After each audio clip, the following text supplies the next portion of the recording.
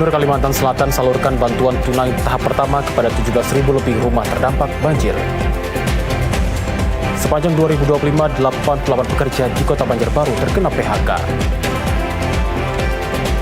Polresta Banjarmasin perketat penjagaan dan melarang keras membawa benda berbahaya dalam aksi unjuk rasa.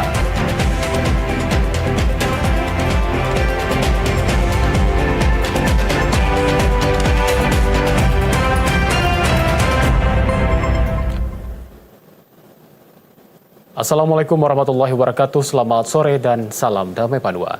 Kalimantan Selatan hari ini kembali hadir Sabtu 17 Januari 2026. Selama 1 jam ke depan kami akan menyampaikan informasi aktual, berimbang dan beretika di seputar Kalimantan Selatan. Bersama saya Arafat Al-Hali, inilah Kalimantan Selatan hari ini selengkapnya.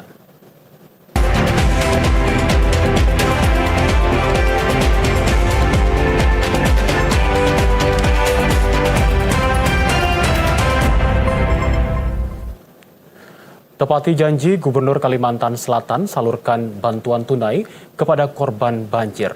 Tahap pertama bantuan tunai disalurkan kepada 17.647 rumah terdampak banjir di Sungai Tabuk dan Martapura Barat, Kabupaten Banjar. Gubernur Kalimantan Selatan Muhyiddin mulai merealisasikan janji pemberian bantuan bagi warga terdampak bencana banjir. Pada tahap pertama ini, Gubernur Kalimantan Selatan menyalurkan bantuan tunai yang ditujukan bagi warga di kawasan terdampak parah, yakni Kecamatan Sungai Tabuk dan Martapura Barat, Kabupaten Banjar. Penyaluran ini merupakan bentuk komitmen nyata pemerintah daerah dalam meringankan beban ekonomi masyarakat pasca musibah banjir yang merendam ribuan rumah warga beberapa waktu lalu. Gubernur Kalimantan Selatan Muhyiddin mengatakan 22.000 rumah yang diberikan dengan nominal masing-masing Rp300.000. Tahap pertama dibagikan ke 2 kecamatan dengan total 17.647 rumah. Kemudian selanjutnya akan disalurkan kepada warga lain secara bertahap. Kita akan membagikan bantuan di Sungai Tabuk hari ini. Di Kecamatan Sungai Tabuk ini ada sekitar 10.000 lebih rumah yang kita bagikan hari ini yang terkena banjir. Nah, sampai saat ini belum surut. Nah, jadi kita bagikan hari ini tidak membagi sembako, kita membagikan per rumah itu ada 300.000. Nah, saat ini yang mendaftar ke tempat Runi, rupanya viral juga Runi ini. Setelah kita bilangkan kemarin, viral juga. Jadi mendaftar ini sampai saat ini 22.000 kan? Nah, 22.000. Nah, saat ini 22.000, sampai saat ini udah stop. Tidak ada lagi, karena kita harus membagi dulu merata nih. Salah seorang kepala desa Gudang Tengah, Sapuan, mengatakan masyarakatnya sangat terbantu dengan bantuan ini, terutama pasca banjir ketika mata pencaharian masih terhambat. Khususnya pada hari ini juga alhamdulillah bantuan yang telah dijanjikan Bapak Gubernur telah realisasi pada hari ini. Ulun sebagai pembakar dan mewakili pembakar yang ada di Kecamatan Sungai Tabuk mengucapkan ribuan terima kasih. Bantuan tunai ini disalurkan langsung kepada warga terdampak banjir sehingga tepat sasaran. Selanjutnya akan dilakukan penyaluran kepada warga terdampak banjir di daerah Hulu Sungai Selatan, Hulu Sungai Tengah, Hulu Sungai Utara, dan Balangan. Sepanjang 2025, 88 pekerja di Banjarbaru terkena pemutusan hubungan kerja dengan kasus perselisihan yang juga naik 30%. Mayoritas aduan perselisihan yang masuk berkaitan dengan tuntutan hak pasca PHK, seperti masalah penggajian dan uang pesangon. Koperasi Usaha Mikro dan Tenaga Kerja Kota Banjarbaru mencatat sebanyak 88 pekerja mengalami pemutusan hubungan kerja atau PHK sepanjang tahun 2025. Pekerja yang terdampak berasal dari berbagai sektor usaha, mulai dari sektor pembiayaan, pertambangan, kontraktor, perdagangan, hingga jasa pengiriman. Adapun alasan PHK yang disampaikan perusahaan cukup beragam, namun faktor rasionalisasi atau efisiensi perusahaan menjadi penyebab yang paling dominan. Selain data PHK, juga terjadi peningkatan tren pengaduan perselisihan hubungan industrial yang masuk ke dinas untuk dimediasi. Tercatat ada 14 pengaduan yang diterima sepanjang tahun 2025. Angka ini menunjukkan kenaikan secara kuantitas. Kepala Dinas Koperasi, Usaha Mikro dan Tenaga Kerja Banjarbaru, Sartono, mengatakan Dari total 14 aduan tersebut, Diskopumnaker berhasil memediasi 8 kasus hingga mencapai perjanjian bersama. Sementara itu, 6 kasus lainnya berakhir dengan dikeluarkannya anjuran. Mayoritas aduan yang masuk berkaitan dengan tuntutan hak pasca PHK, seperti masalah penggajian dan uang pesangon. Yang pengaduan oleh dinas kita untuk dimediasi ada 14 pengaduan, yang mana yang dapat kita selesaikan perjanjian bersama ada 8, kemudian yang anjuran ada 6. Alhamdulillah kan itu dari sisi positifnya mulai banyak dari pekerja yang mengerti di mana salurannya kalau pada saat ada persiapan kerja. Ya rata-rata kalau selama ini yang masuk mayoritas PHK. Ya PHK, pekerja menuntut hak-hak dari PHK, penggajian dan pesangon.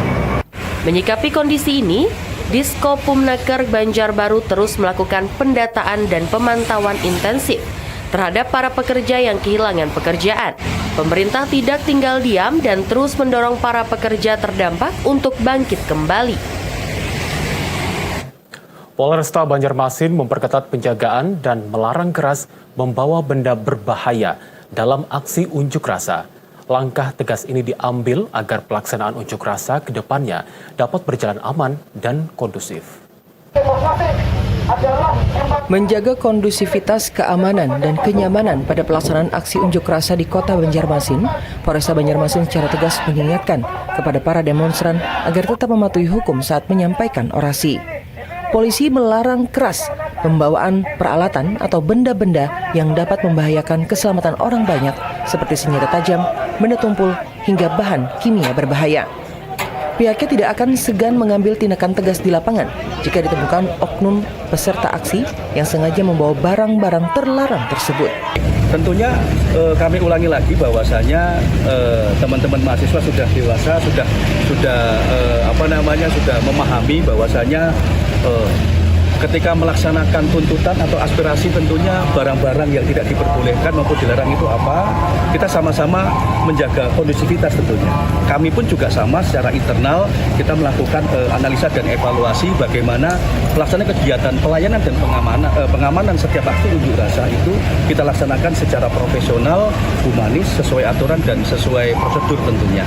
Ya, bijaklah untuk menyampaikan tuntutan. Ya, yang penting tuntutan itu, aspirasi itu bisa disampaikan secara lengkap dan dapat diterima untuk nantinya bisa diteruskan kepada pejabat pemerintah terkait sampai dengan level pusat.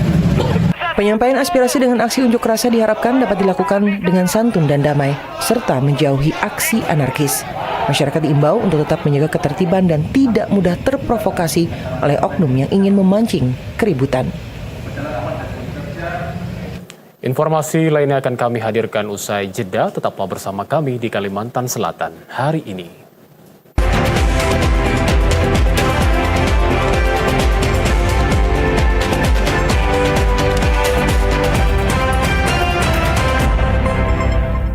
Pemenuhan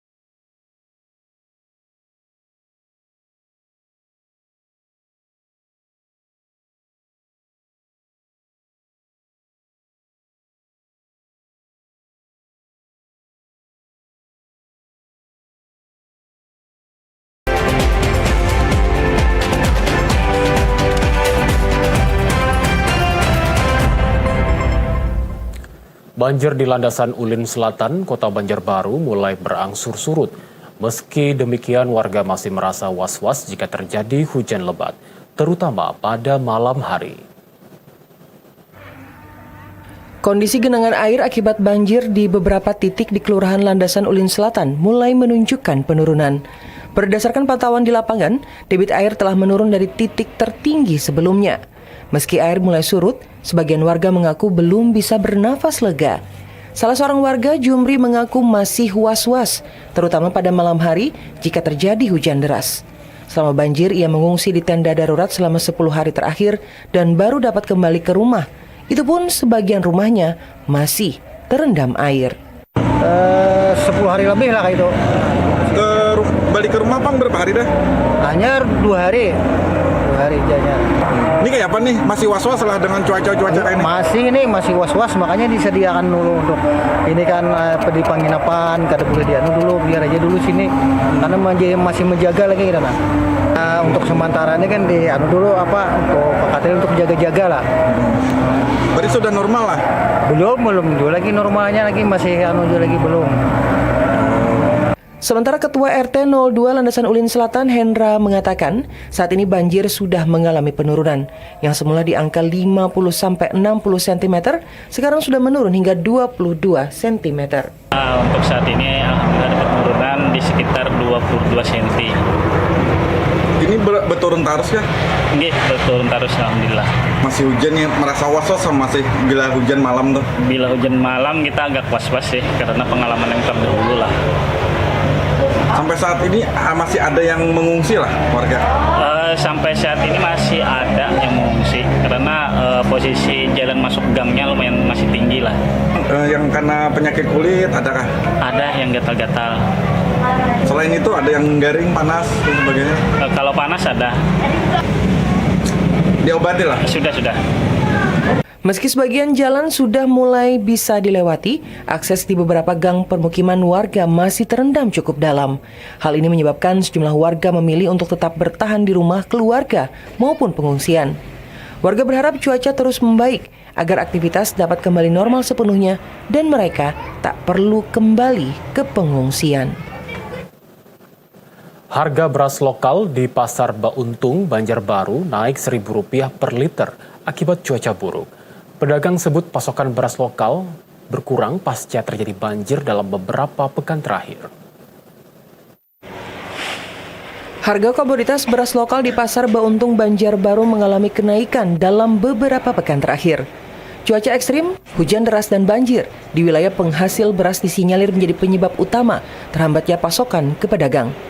Kenaikan harga ini terjadi secara bertahap pada hampir seluruh jenis beras lokal. Pedagang menyebutkan kenaikan harga beras berkisar antara Rp500 hingga Rp1.000 per liter. Pedagang beras di Pasar Bauntung, Banjarbaru Muhammad Juhdinor mengatakan lonjakan harga dipicu menipisnya stok dari daerah penghasil, terutama dari wilayah Gambut, Kabupaten Banjar. Selain faktor cuaca buruk dan banjir yang melanda baru-baru ini, kualitas hasil panen pada tahun sebelumnya juga dinilai kurang maksimal. Untuk beras lokal mengalami kenaikan Bang. Sekitar Rp1.000 rata-rata naiknya per liter. Jenis kayak siam, mayang, tiara, sama aja Bang merata. Ya dalam setengah bulanan ini lah. Pasokannya ya memang agak kurang Bang. Jadi selain tahun tadi kan banyak yang agak rusak itu kada bagus semua. Tambah banjir pulangan. Saat ini harga beras lokal di pasaran antara Rp13.000 hingga Rp14.000 per liter, tergantung varietas dan kualitasnya. Berbeda dengan beras lokal, harga beras Jawa hingga saat ini masih cenderung stabil dan tidak mengalami fluktuasi harga yang signifikan. Meski harga beras lokal merangkak naik, kondisi daya beli masyarakat terpantau masih normal.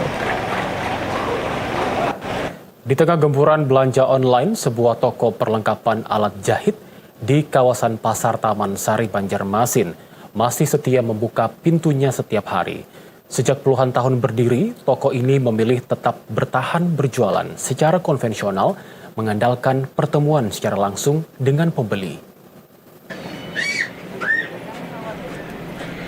Toko di kawasan Pasar Taman Sari, Banjarmasin yang dulu ramai sekarang suasananya tampak sepi.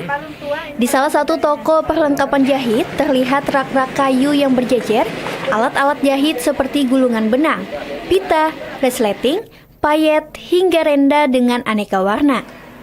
Di sudut lain terpajang pernak-pernik jahit seperti manik, hingga aksesoris pakaian yang dijual secara eceran maupun partaian. Mayoritas pembeli yang datang ke kawasan Pasar Taman Sari Banjarmasin masih mencari alat-alat jahit, mulai dari kancing baju hingga resleting, kebutuhan dasar yang diperlukan untuk menjahit pakaian di rumah. Di saat banyak usaha yang beralih ke dunia digital atau online, toko ini tetap setia dengan caranya sendiri, mengandalkan pertemuan secara langsung dengan pembeli. Ian, seorang pedagang, mengatakan sejak 2 tahun terakhir toko sepi pembeli. Ia mengaku omset yang dahulu bisa menembus 15 juta rupiah per bulan, kini hanya berkisar 3 juta rupiah. Selama 2 tahunan ini kurang, Pak. Kurang artinya? Pembelinya, soalnya kan ini zaman online. Biasa 15, paling 3 juta. Kalau sebelumnya berapa? Bisa 15 juta. Artinya menurun pala untuk omset. Ya, semuanya kayaknya. Ini Pian tadi kan banyak yang jualan online, tapi Pian sini ada usaha untuk online juga lah. Lorong-lorong toko di kawasan Pasar Taman Sari Banjarmasin tak lagi ramai seperti dulu. Meski jumlah pembeli menurun, pintu-pintu toko masih tetap terbuka setiap hari melayani setiap pembeli yang datang. Kalimantan Selatan hari ini akan kami lanjutkan usai jeda, tetaplah bersama kami.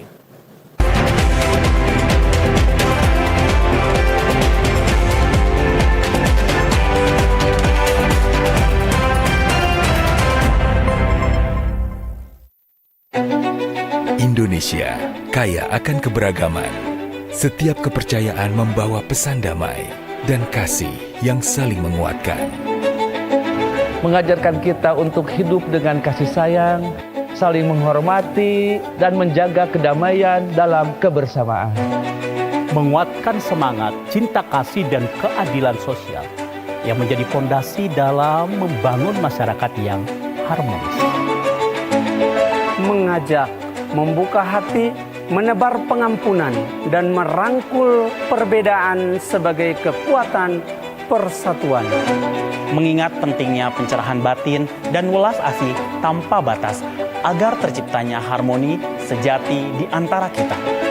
Memegang teguh filosofi keharmonisan antar manusia, alam, dan Sang Pencipta sebagai dasar kehidupan yang seimbang dan penuh rasa hormat. Menanamkan nilai kebijaksanaan, kesusilaan, dan hormat kepada leluhur untuk memperkuat ikatan sosial dan tanggung jawab bersama. Keberagaman budaya adalah anugerah yang menyatukan kita semua. Dengan saling memahami dan menghormati, kita jaga persatuan, membangun Indonesia yang damai dan maju. Bhinneka Tunggal Ika, berbeda-beda tetapi tetap satu jua. Keberagaman keyakinan adalah kekuatan bangsa kita. Ini sesuai dengan nilai-nilai luhur Pancasila. Mari kita terus pelihara toleransi dan hidup rukun demi masa depan Indonesia yang lebih baik.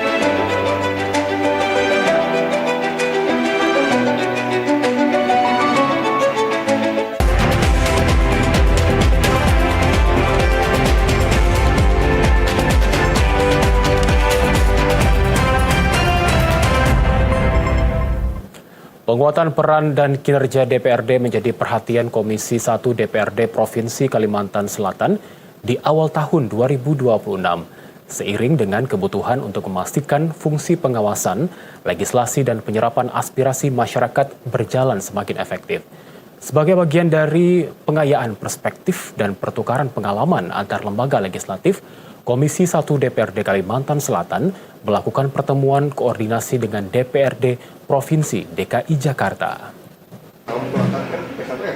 Pembahasan bersama DPRD Provinsi DKI Jakarta dipimpin Ketua Komisi 1 DPRD Kalimantan Selatan Haji Rais Ruhayat dengan penekanan pada pentingnya DPRD bekerja secara terarah, responsif, dan profesional dalam menjalankan tugas dan tanggung jawab kelembagaan.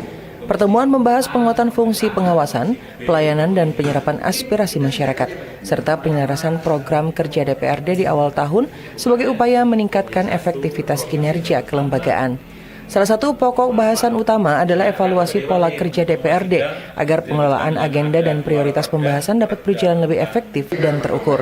Ketua Komisi 1 DPRD Kalimantan Selatan Haji Rais Ruhayat menegaskan bahwa penguatan kinerja DPRD membutuhkan sinergi yang baik antara seluruh unsur pendukung lembaga. Beberapa poin tertentu tadi yang mungkin bisa menjadi bahan untuk kami terapkan ataupun kami implementasikan di DPRD Provinsi Kalimantan Selatan. Ya pastinya karena DPRD DKI memiliki pengalaman yang sudah dalam hal memfasilitasi, pasti mereka lebih bagus daripada kita, dan kita di sini memperkaya ilmu, memperkaya pemahaman tentang tugas pokok dan fungsi-fungsi dari Sekretariat DPRD. Komisi 1 DPRD Kalimantan Selatan berharap hubungan kemitraan antara DPRD dan Sekretariat dapat terus berjalan lancar, sinergis dan saling mendukung, sehingga kinerja DPRD dapat semakin optimal dan profesional. Komisi 4 Dewan Perwakilan Rakyat Daerah Provinsi Kalimantan Selatan mendorong berbagai upaya pembinaan dan peningkatan prestasi atlet cabang olahraga di Bumi Lambung Mangkurat. Salah satunya dengan mengkaji banding program-program yang diterapkan oleh Provinsi Jawa Barat, sehingga berhasil menciptakan hat-trick sebagai juara umum Pekan Olahraga Nasional. Anggota Komisi 4 DPRD Kalimantan Selatan, M. Yadi Mahendra Mohin, di sela kunjungan kerja Komisi 4 ke Dinas Pemuda dan Olahraga Provinsi Jawa Barat mengatakan, pertemuan ini pihaknya berkesempatan melakukan sharing dengan Dispora Jabar mengenai pembinaan atlet, pendanaan atlet, dan program-program Provinsi Jawa Barat untuk atlet-atlet berprestasi, khususnya Dispora Kalimantan Selatan, untuk bisa meniru langkah Jabar dalam menciptakan atlet-atlet berprestasi, di antaranya dengan membangun kerjasama dan kolaborasi antar kabupaten kota, meski dengan pendanaan yang sangat terbatas, termasuk mampu pembangunan infrastruktur olahraga yang cukup megah. Mahendra berharap Pemprov Kalsel benar-benar berupaya melakukan pembinaan dan peningkatan terhadap atlet-atlet di semua cabang olahraga, sehingga ke depan Kalimantan Selatan bisa melahirkan atlet yang bisa bersaing di tingkat lokal, nasional, maupun internasional. Juara umum PON, harapannya adalah kita Provinsi Kalimantan Selatan itu bisa meniru bagaimana Jawa Barat ini menciptakan atlet-atletnya. Ternyata sangat luar biasa. Semua kabupaten kota itu mendukung, berkolaborasi, sehingga dengan dana yang sangat-sangat minim saat ini, tapi prestasinya bisa maksimal. Ini menjadi masukan kita dan menjadi penyemangat kita di Kalimantan Selatan. Belum lagi kita lihat bagaimana megahnya venue yang ada di Jawa Barat. Harapannya adalah Kalimantan Selatan bisa segera dan bisa secepat mungkin meniru Provinsi Jawa Barat. Sekretaris Dispora Jabar Gilang Selendra menyampaikan penghargaan atas kedatangan anggota Komisi 4 DPRD Kalimantan Selatan dan Dispora Provinsi Kalimantan Selatan. Dijelaskan selain menjalankan mekanisme ketat dalam penjaringan atlet di kabupaten kota, keberhasilan Jawa Barat juga disebabkan faktor demografis. Dengan jumlah penduduk hampir mencapai 50 juta jiwa, maka bukan tidak mungkin Pemprov Jawa Barat mendapatkan bibit-bibit atlet berbakat. Meski di satu sisi juga saat ini pemerintah Provinsi Jawa Barat menghadapi dilema terkait anggaran pembinaan yang tersedia. Strategi penguatan pemungutan pajak daerah khususnya dalam memaksimalkan titik-titik pelayanan pajak agar semakin mudah dan dijangkau masyarakat menjadi perhatian Komisi 2 DPRD Provinsi Kalimantan Selatan. Pelayanan yang mudah, dekat dengan masyarakat dan berbasis inovasi akan mendorong warga lebih patuh membayar pajak tanpa merasa terbebani. Ketua Komisi 2 DPRD Kalimantan Selatan Yani Helmi menekankan pentingnya kebijakan pajak yang berpihak kepada masyarakat. Ia menyebutkan bahwa program diskon pajak kendaraan bermotor yang berlaku sejak 2021 hingga 2025 terbukti membantu meningkatkan kepatuhan wajib pajak. Ia juga menyoroti kesamaan kebijakan antara Jawa Timur dan Kalimantan Selatan dalam penerapan pajak kendaraan bermotor sebesar 1,2% untuk kendaraan tangan pertama. Anggota Komisi 2 Umar Sadik turut menyampaikan pandangan senada terkait pentingnya inovasi pelayanan dalam meningkatkan kesadaran masyarakat untuk taat pajak. Ia menilai kemudahan akses layanan menjadi kunci utama keberhasilan pemungutan pajak daerah. Itu sampai dengan terakhir tahun 2025 kita mendapatkan pajak ini mendapatkan diskon dari pemerintah. Nah, harapan kami apakah diskon ini bisa kita berlakukan terus sampai dengan tahun 2026 karena terkait juga pendapatan masyarakat yang belum begitu bagus ya secara ekonomi, dan ini kita bisa tuangkan dalam Raperda. Kalaupun memang kita bisa masukkan di Raperda nanti, kalau memang ini bisa disetujui oleh Dewan Perwakilan Rakyat Daerah Provinsi Kalsel. Nah, kami juga ingin mengetahui di Jawa Timur itu seperti apa. Hal yang menarik tadi berkembang, ternyata Jatim dan Kalsel juga sama menerapkan tarif 1,2% ya Pak ya. Ketua Tim Kerja Administrasi dan Pelayanan Bapenda Jawa Timur Rizal W. Putranto menjelaskan pihaknya menyediakan 13 jenis layanan pembayaran pajak seperti Samsat on the spot, Samsat Jujuk Desa, serta pembayaran melalui retail modern dan ATM Samsat. Pihaknya juga mengembangkan layanan digital melalui marketplace dan dompet digital yang terintegrasi dengan ETBPKP berbasis barcode.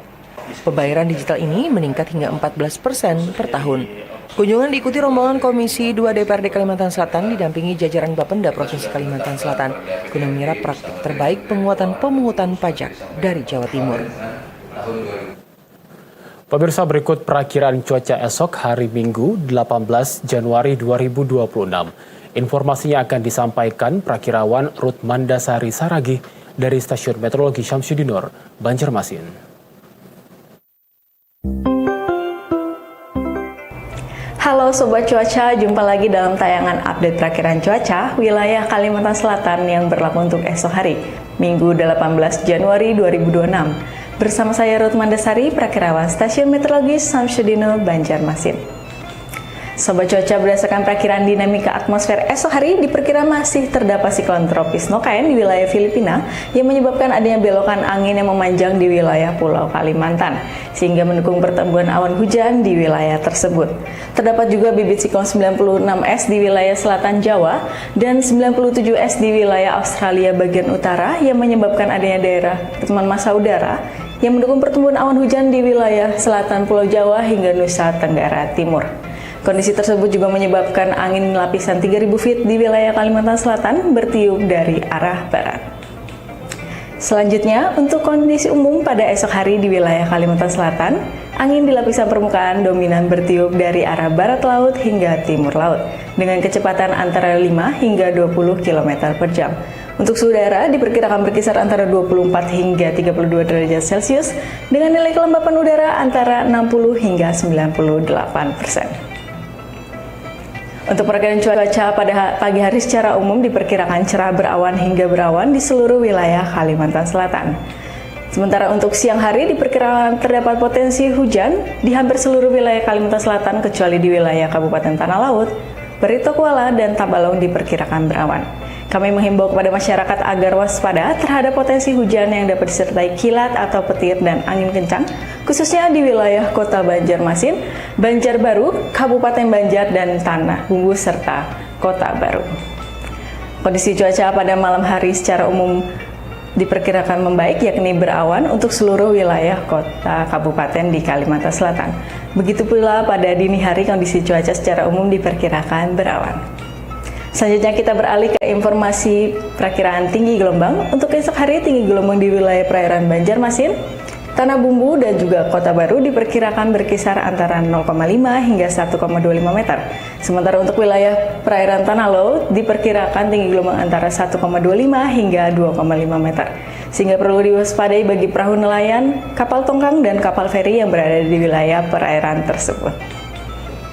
Demikian update perakiran cuaca wilayah Kalimantan Selatan yang dapat kami sampaikan. Untuk informasi lebih lengkap, sobat dapat mengakses melalui aplikasi Info BMKG atau juga melalui Telegram kami di @cuacakalsel. Nantikan terus update cuaca dari kami. Selamat melanjutkan aktivitas Anda. Terima kasih dan sampai jumpa.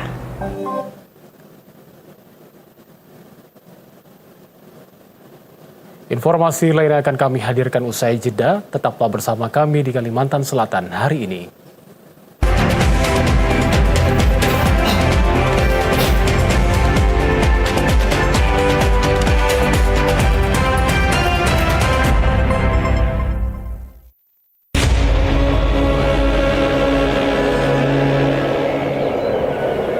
Agustus. Sejak lama menjadi atap dan ubin.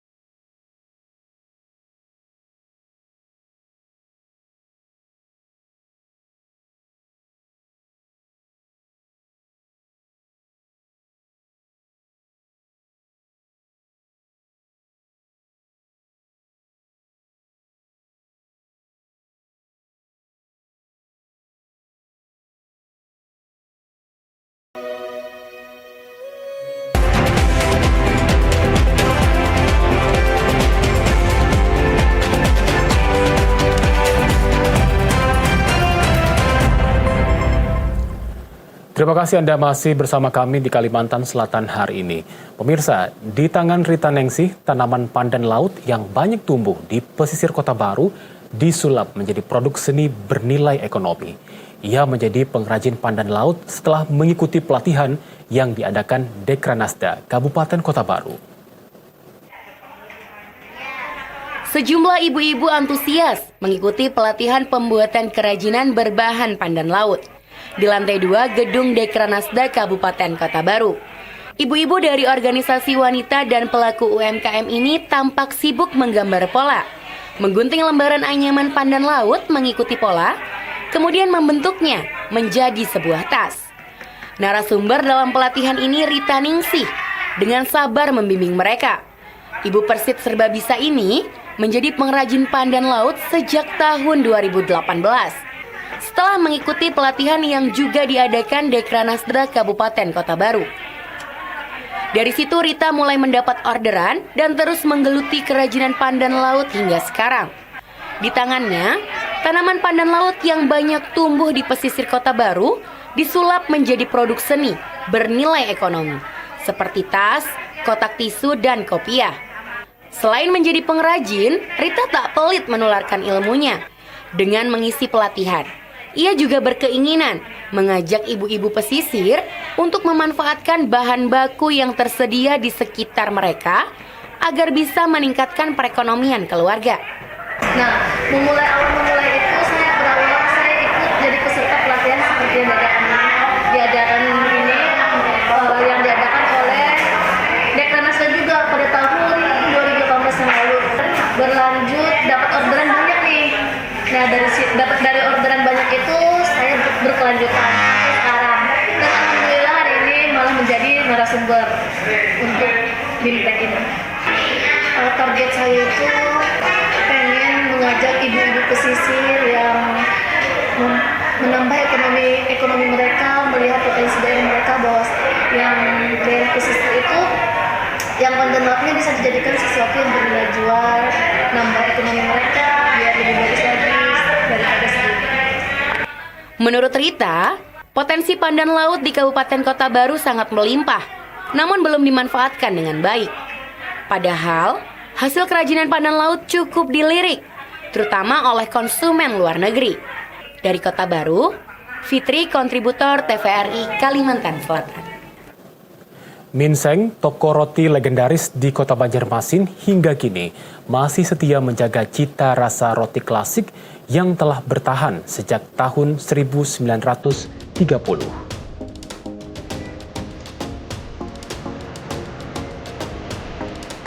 Berdiri jauh sebelum Indonesia merdeka, toko roti Minseng yang beralamat di kawasan Pasar Sudi Mampir Banjarmasin ini menjadi saksi bisu perjalanan panjang perkembangan kota Banjarmasin. Di saat kota ini terus bertumbuh dengan segala dinamika dan romansanya, Minseng tetap hadir sebagai salah satu ikon aneka roti yang tak terpisahkan dari kehidupan masyarakat di kota Seribu Sungai.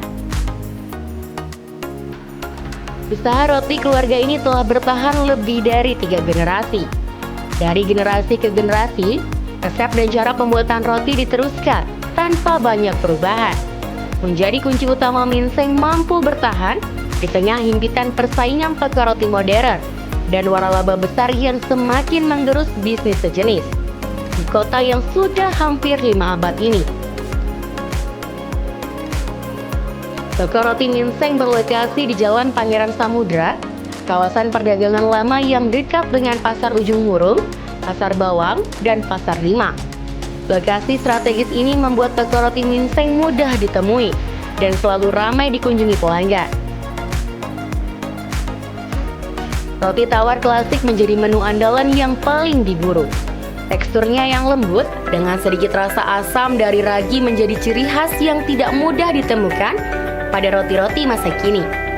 Bagi sebagian pelanggan, roti tawar Minseng paling enak dinikmati dengan cara dicelupkan ke dalam teh atau sirup, seperti kebiasaan masyarakat Banjarmasin sejak dulu. Minseng berdiri sejak 1930. Mulai dari yang pertama itu adalah beliau yang punya gitu kan, habis itu bapak yang diteruskan dengan bapak anaknya beliau, karena kan beliau meninggal dari bapak. Terus sekarang beragam kue tradisional turut melengkapi pilihan seperti kue lapis, bolu, dan sus. Selain itu tersedia pula donat, roti sisir, dan roti sobek. Meski kini Minseng juga menyediakan beberapa varian modern, cita rasa klasik tetap menjadi identitas utama. Seiring berjalannya waktu, Minseng juga mengalami perubahan dari segi penyajian dan kemasan. Jika dahulu roti dijual dalam bentuk utuh dan hanya dibungkus menggunakan kertas tipis, kini roti telah dipotong rapi dan dikemas menggunakan plastik. Meski demikian, resep asli dan proses pembuatan tetap dipertahankan. Kami tetap menjaga untuk ini pengawetnya itu nggak banyak. Ya, pengawetnya itu ada kan supaya nggak terlalu lama, karena kami ini cuman 3 hari yang jamur. Jadi itu yang kami jaga supaya pengawetnya nggak terlalu banyak dan itu bisa menjaga kesehatan kita juga. Seperti banyak libur pelanggan itu roti tawar. Jadi, kalau orang Banjar bilang roti kasur, kalau kami roti tawar, roti buta aja, karena dia memang pakai gula sedikit, tapi dia tetap tawar gitu. Sama roti diet, roti gandum yang dibikin dari gandum dengan ada campuran. Rasa yang tak berubah selama puluhan tahun inilah yang membuat pelanggan setia terus kembali. Bahkan, pelanggan toko roti Minseng tidak hanya datang dari masyarakat umum, namun juga dari berbagai hotel dan rumah sakit di Banjarmasin yang telah lama mempercayai kualitas roti Minseng.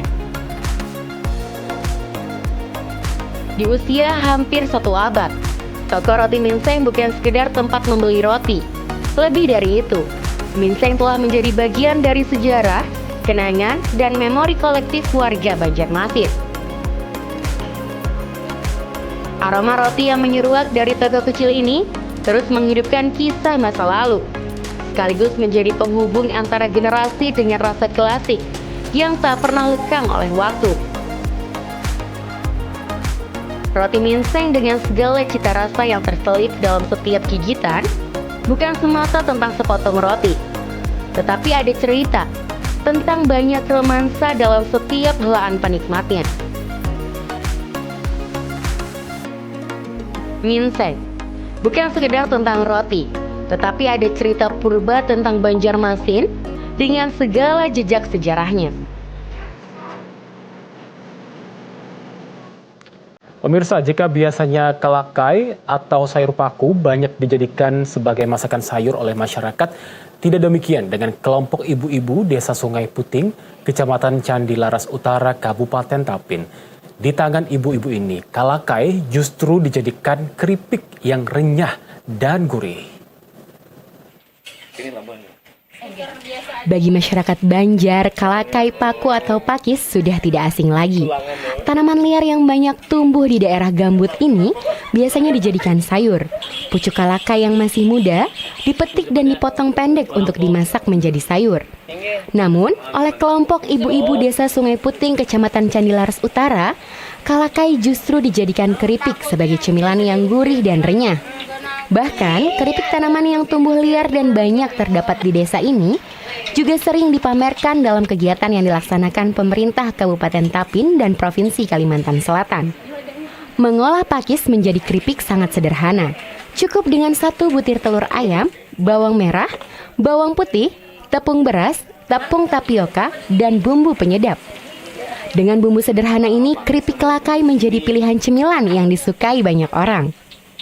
Mulai tahun 2019 jadi memilih keripik kelakai, kan di daerah sini banyak kelakai.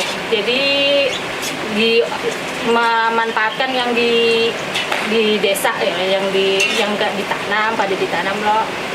Di jalan banyak, di pinggir-pinggir jalan banyak gitu. Nah, masalahnya kami masih kurang, soalnya paling kami di warung-warung, ditaruh di warung kayak gitu. Nah, bisa tiap tahun di Tapin Expo juga. Kepala Desa Sungai Puting, Kecamatan Candilaras Utara, Hairon Nur mengaku, kegiatan positif ibu-ibu Desa Sungai Puting ini juga didukung oleh pemerintah kecamatan dan kabupaten. Bahkan, kelompok ibu-ibu juga mendapatkan bantuan alat pengering untuk meningkatkan kualitas keripik kelakai. Kami sebagai pemerintah desa, otomatis kami mendukung sepenuhnya kegiatan ibu-ibu yang harapannya dengan ada kegiatan ini bisa menambah ekonomi, meningkatkan ekonomi, ya istilahnya ibu-ibu bisa membantu orang suaminya lah untuk ekonominya. Dari kalakai atau pakis yang tumbuh liar, ketika diolah menjadi keripik yang gurih, menjadi potensi ekonomi yang menjanjikan bagi kelompok ibu-ibu di Desa Sungai Puting. Sentuhan kemasan yang menarik dan strategi pemasaran yang memadai akan membantu usaha ini dalam meningkatkan pendapatan keluarga. Pakasam yang dulu jarang ditemui di kota-kota besar, kini dapat dinikmati masyarakat secara luas. Salah seorang pelaku UMKM di Kabupaten Tapin, Rahimah, membuat pakasam dalam kemasan yang siap disantap warga dan bisa dibeli melalui e-commerce. Walaupun berbahan yang sama, pakasam berbeda dengan ikan samu yang dijual. Pakasam merupakan salah satu makanan tradisional di Kalimantan Selatan hasil fermentasi ikan sepat selama beberapa hari dengan rasa sedikit asam. Biasanya masyarakat yang ingin menyantap pakasam perlu membeli ke daerah hulu sungai. Namun oleh Rahimah, salah seorang UMKM di Kabupaten Tapin, ia berinovasi dengan membuat pakasam dalam kemasan yang siap disantap. Pakasam dalam kemasan ini telah dirintis Rahimah selama 10 tahun, yaitu sejak tahun 2015. Selain menjual di wilayah Kabupaten Tapin dan juga di kabupaten kota di Kalimantan Selatan, penjualan pakasam ini juga tembus hingga Pulau Jawa. Awal mulanya itu anak suka makan pakasam kering, terus ada keluarga yang jauh minta dikirimin. Terus digoreng, kalau digoreng basah kan kurang awet. Terus digoreng sampai kering, cuma penggorengannya bawang sama cabenya itu dipisah. Terus ditiriskan dulunya pakai tisu minyak aja. Sama kayak itu aja dikemas langsung. Antara 2015 akhir, 2016 di packing sama plastik standing pouch yang transparan. Di 2017 akhir sudah dikemas bagus kayak gini. Langsung dilaporan ke PRT sama halalnya. Harga pakasam dalam kemasan bervariasi, yakni mulai dari 20.000 per bungkus. Saat ini pakasam dalam kemasan sudah dapat dibeli di e-commerce. Kalimantan Selatan hari ini akan kami lanjutkan usai jeda, tetaplah bersama kami.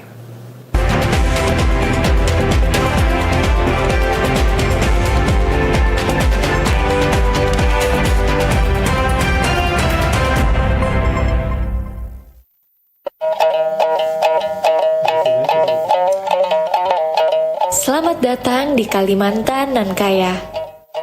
Sebuah tanah idaman yang indah bagai permata khatulistiwa.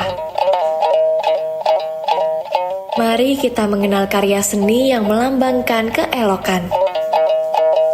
Beberapa batu yang ada sedikit sugestinya, pertama itu berlian untuk kesucian, yang kedua itu batu akik untuk kesehatan, yang ketiga jamrud kebijaksanaan, yang empat batu safir itu kemakmuran, rubi merah delima itu keagungan. Perhiasan yang tidak hanya memperindah penampilan, namun ia juga menghubungkan kita dengan akar budaya. Setiap sentuhan detail mencerminkan warisan dan tradisi kita. Hasil batu permata Martapura mempunyai ciri khas dan identitas tersendiri, hasil tambang dari tanah Borneo, sehingga sangat dicintai oleh para turis domestik maupun mancanegara. Permata Borneo adalah bukti kekayaan ragam budaya. Mutu Manikam, Kilau Tradisi Cinta Negeri.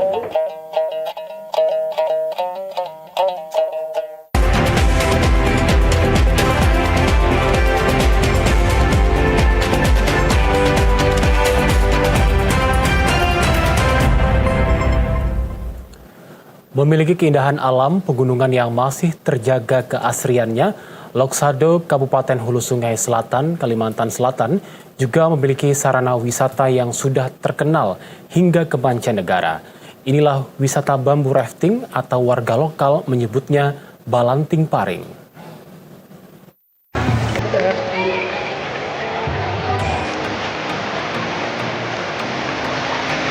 Kawasan strategis pariwisata nasional Loksado di Kabupaten Hulu Sungai Selatan, Kalimantan Selatan terkenal dengan keindahan alam serta kawasan hutan yang masih terjaga keasliannya. Semuanya ini tentu tak cukup dinikmati hanya duduk manis di pinggiran sungai yang dihiasi jernih dan derasnya air mengalir di sela bebatuan. Tapi harus lebih lengkap dengan menggunakan sarana wisata yang dibuat secara tradisional dari batang bambu, namun sudah terkenal hingga ke mancanegara, yaitu bambu rafting.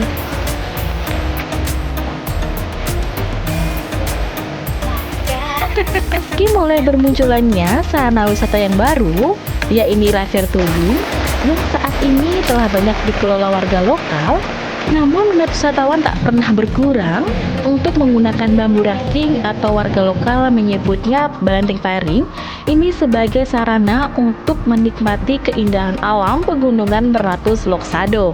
Apalagi waktu perjalanan bisa mencapai 2 jam untuk sampai ke titik finish.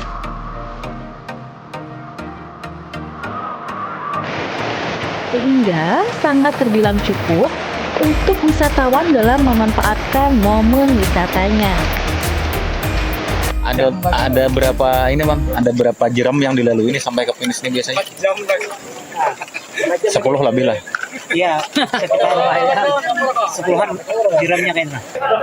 Tergantung bilanya hari liburan panjang, kadang-kadang itu tiap bilang hendak semingguan itu rame terus itu festivalan belanting gitu rame terus gitu kadang-kadang ada kecukupan juki gitu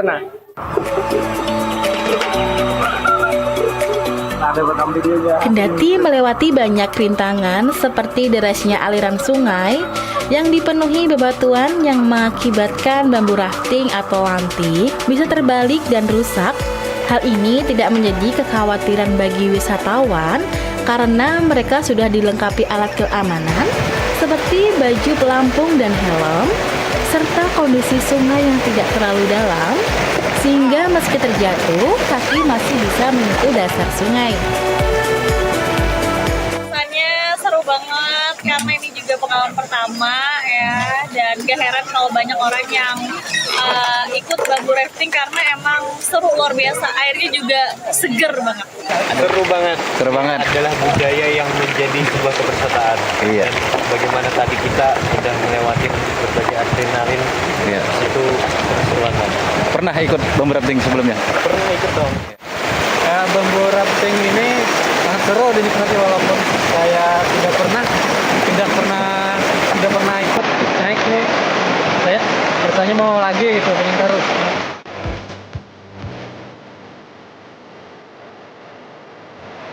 Berwisata menggunakan bambu rafting Loksado dengan juru kemudi yang sudah berpengalaman terbilang melelahkan karena bambu rafting banyak melewati jeram di tengah sungai dan terbilang cukup untuk menguji adrenalin penggunanya.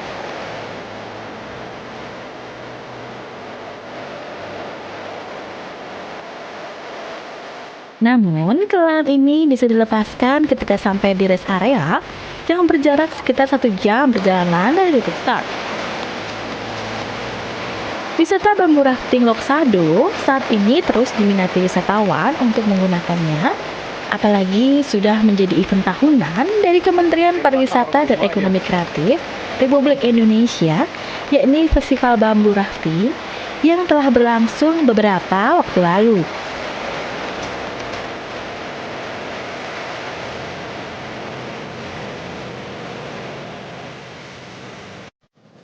Kelenteng tertua di Banjarmasin, Po An Kiong, salah satu cagar budaya kota Banjarmasin. Bangunan ini tak hanya menyimpan nilai religius, tapi juga menjadi bagian penting dalam sejarah, arsitektur, dan identitas budaya kota Banjarmasin.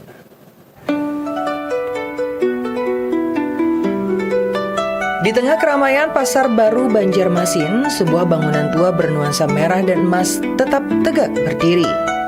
Inilah kelenteng Po An Kiong, rumah ibadah Tridharma yang telah menjadi bagian tak terpisahkan dari sejarah kota 1000 sungai.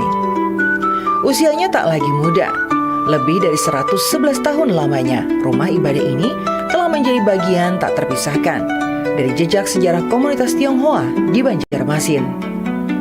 Kelenteng ini pertama kali dibangun pada awal abad ke-20 oleh 2 tokoh Tionghoa terkemuka, yakni Letnan De Xianyo dan Letnan Ang Lim Tai. Saat itu lokasinya masih berada di kawasan Pasar Harum Manis. Namun pada tahun 1914, musibah kebakaran besar menghanguskan seluruh bagian bangunan. Dari puing-puing itulah, kelenteng kemudian dipindahkan dan dibangun ulang di tempatnya yang sekarang, di Jalan Niaga Utara, Kertak Baru Hilir, kawasan Pasar Baru.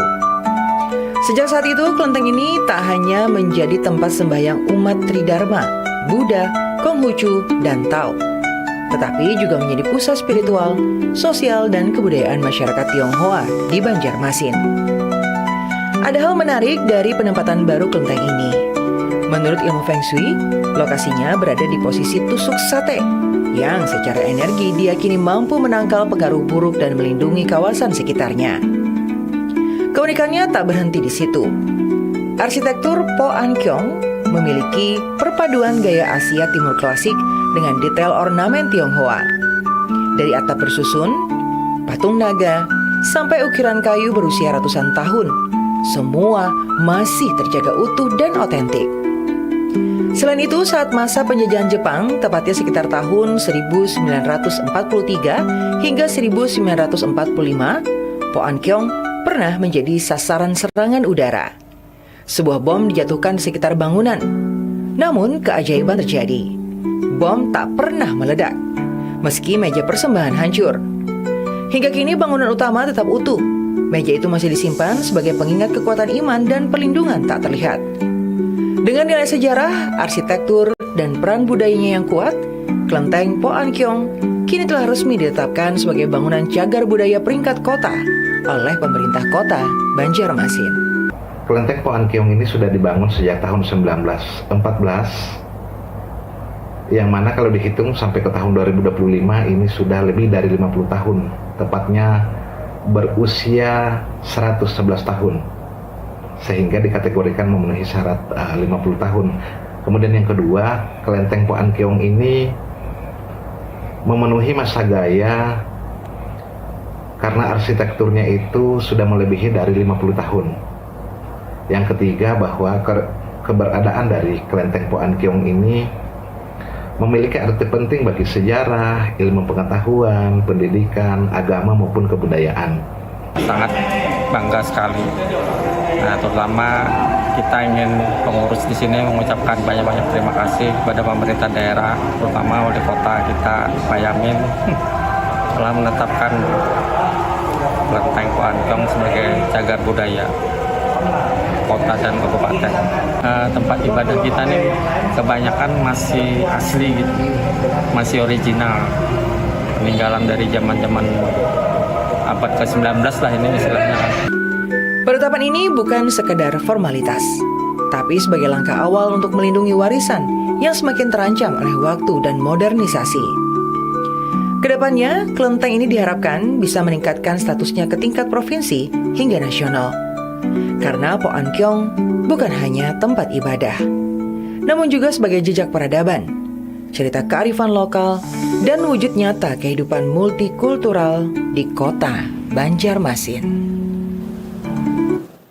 Sebelum mengakhiri Kalimantan Selatan hari ini, mari kita ikuti kilas balik berita utama.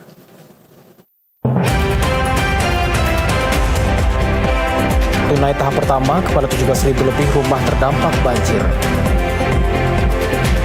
Sepanjang 2025, 88 pekerja di Kota Banjarbaru terkena PHK. Polresta Banjarmasin perketat penjagaan dan melarang keras membawa benda berbahaya dalam aksi unjuk rasa.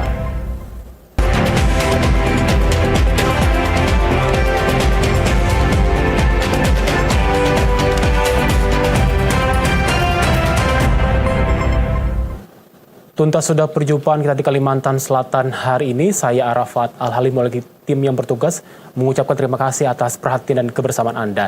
TVRI satu langkah untuk Piala Dunia. Wassalamualaikum warahmatullahi wabarakatuh. Selamat sore dan salam damai Padua.